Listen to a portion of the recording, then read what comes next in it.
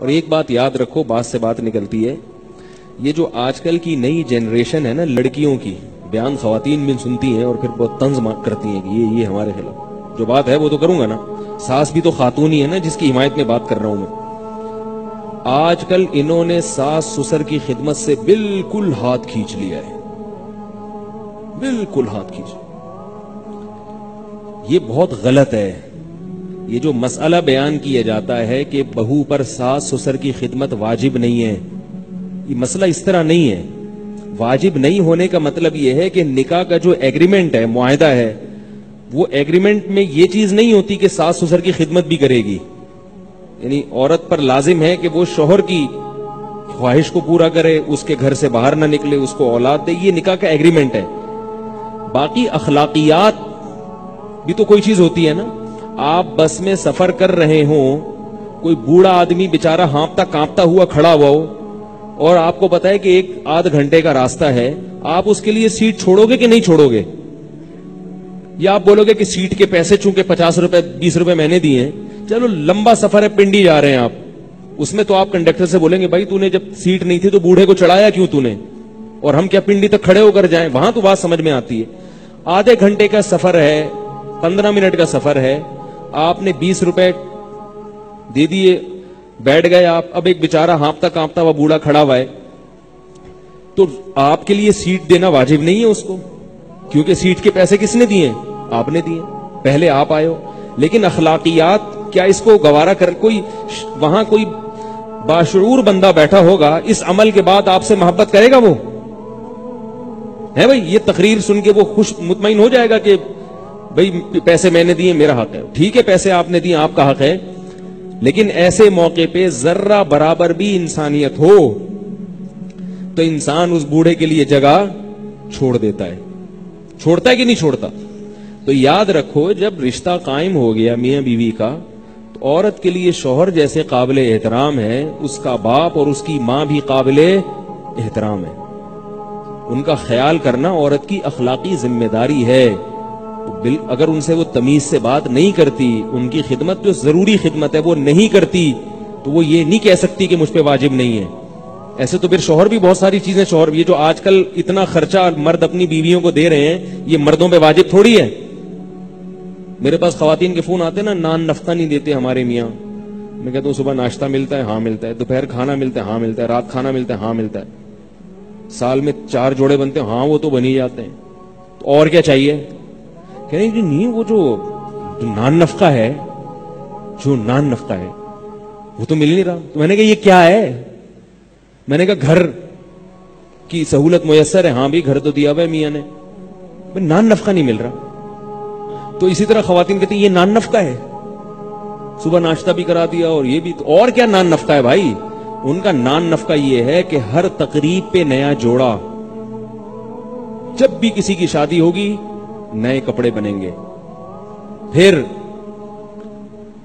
McDonald, صحیح ہے نا، پھر 2 دریا پہ جانا ہے ہر ہفتے، یہ ساری چیزیں ملا ملو کے، پھر میرے سالہ آ رہا ہے اس کی دعوت، پھر ساس آ رہی ہیں پھر اس کی دعوت، پھر فلانا آ رہا ہے، پھر وہ ایک بیچارے پر نا ایک، اس کو نان نفقہ کہتے ہیں۔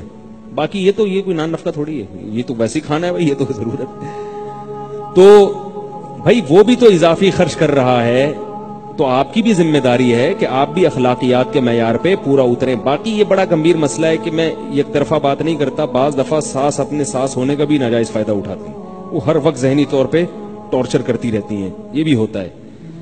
سسر اتنا نہیں تنگ کرتے، ساسیں زیادہ تنگ کرتی ہیں، وہ ٹارچر ذہنی طور پر، وہ اپنی بیٹی نہیں سمجھ رہی اس کو۔ اس لیے علماء آج کل کہتے ہیں کہ بھائی بیوی کو الگ گھر پہلے لے کے دو اور شادی بعد میں کرو۔ حضرت مولانا اشرف علی تھانوی رحمہ اللہ نے اس پہ بہت تاکید کی ہے کہ بھئی پہلے الگ گھر کا انتظام کرو پھر شادی کرو۔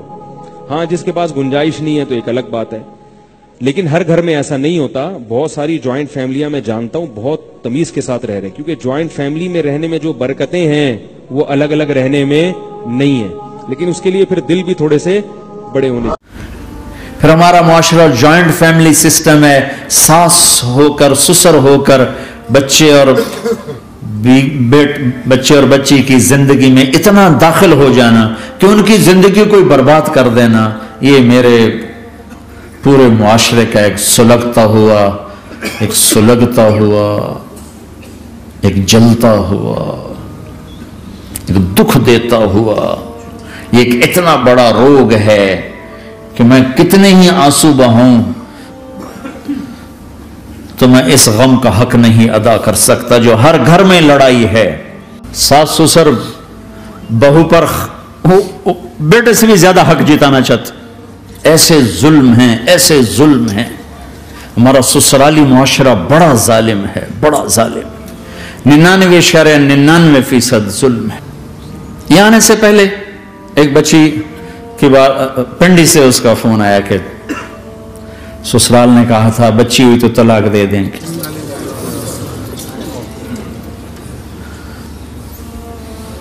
बच्ची हो गई, मैंने हाथ जोड़े, पांव पकड़े, मेरा क्या कसूर है, अल्लाह की तकदीर है। तलाक दे दी, निकाल दिया घर से।